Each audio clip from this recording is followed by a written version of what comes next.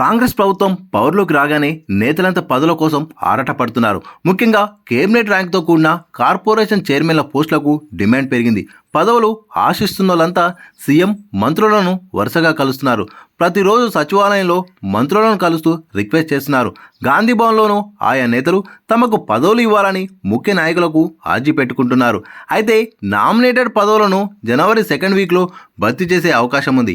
ఇక కాంగ్రెస్లో టికెట్ల పంపిణీ దగ్గర నుండి మంత్రివర్గ కూర్పు వరకు కుల సామాజిక సమీకరణాల ఆధారంగా ఎంపిక చేసినట్టు పార్టీ వర్గాలు ప్రచారం చేస్తున్నాయి. ఇదే విధానంలో ఎమ్మెల్సీ ఎంపికతో పాటు కార్పొరేషన్ చైర్మన్లను సెలెక్ట్ చేస్తామని సీఎంకు అతి సన్నిహితంగా ఉండే నేతలు చెప్తున్నారు. కార్పొరేషన్ల పదవులను దక్కించుకునేందుకు ఇటు సీనియర్లతో పాటు యంగ్ లీడర్లు పోటీ పడుతున్నారు.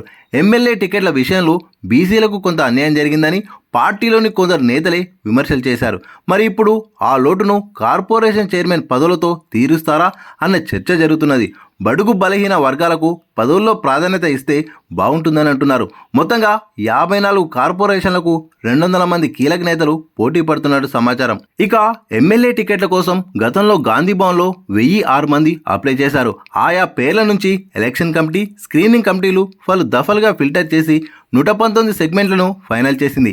ఈ నేపథ్యంలో అసంతృప్తులకు నామినేటెడ్ పదవుల్లో అవకాశం కల్పిస్తామని పార్టీ హైకమాండ్ భరోసా ఇచ్చింది. దీంతో కొందరు పార్టీ కోసం పనిచేయగా మరికొందరు పార్టీ మారారు. టికెట్ రాకున్నా ఎమ్మెల్యేల విజయం కోసం కృషి చేశామని, నామినేటెడ్ పదవుల్లో తమకు అవకాశం కల్పించేలా చొరవ చూపాలని గెలిచిన వారిపై ప్రెషర్ పెడుతున్నట్టు సమాచారం.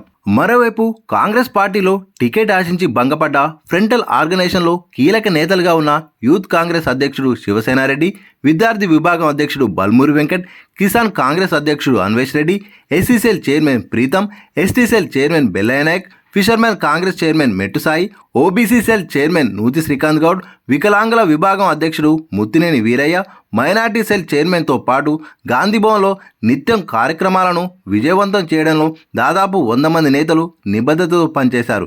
ఇప్పుడు ప్రభుత్వం ఏర్పడడంతో నామినేటెడ్ పదవుల్లో తమకు అవకాశం కల్పించాల్సిందేనంటూ పార్టీ పెద్దలను కోరుతున్నారు.